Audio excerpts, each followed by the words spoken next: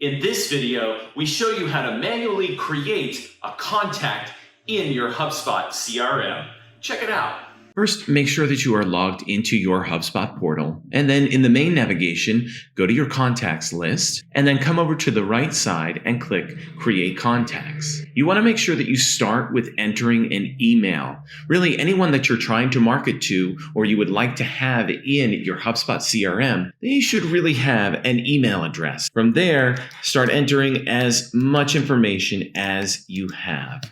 If you click here, you can customize the properties for your organization that appear here on the Create Contact screen. So for this example, we created a custom property and put it right here under Home Clinic. Again, make sure that that email address is there. You do not want to have contacts in your HubSpot CRM that don't have email addresses attached to them. You'll never be able to do very much with them. They'll just be taking up space in your HubSpot CRM.